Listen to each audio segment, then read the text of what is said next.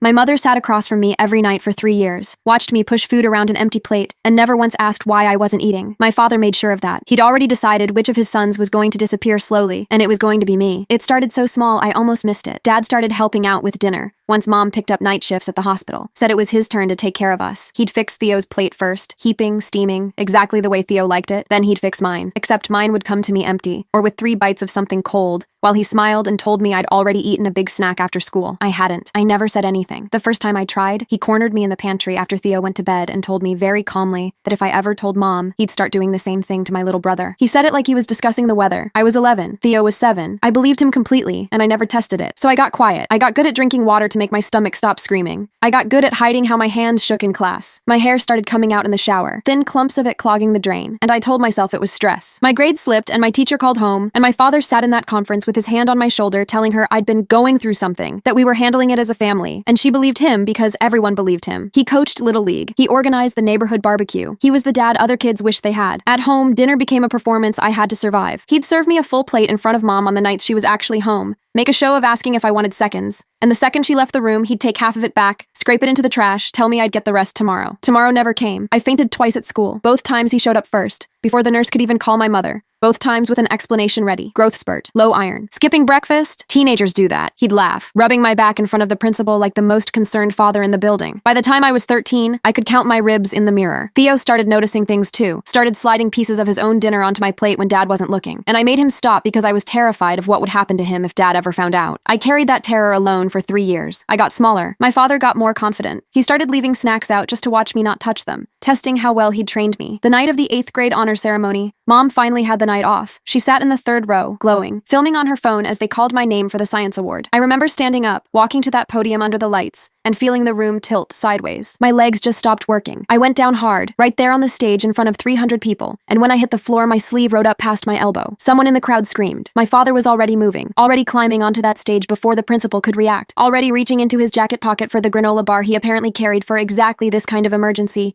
kneeling over me with his hand on my back, saying loud enough for every microphone in that gymnasium to catch it. "Eat something, buddy. Come on, you have to eat." Playing the terrified father so perfectly that half the room was already crying for him. I looked up at 300 faces and one very familiar performance, and for the first time in 3 years, I opened my mouth and I didn't stay quiet. "Ask him," I said into the dropped microphone, my voice cracking through the speakers. "Ask him why I haven't eaten a full meal since I was 11. The room went dead silent. My mother stood up so fast her chair fell backward, and that's when Theo, 7 rows back, stood up too, tears streaming down his face, and said the sentence that ended everything. Comment Part 2 if you need to know what happens next.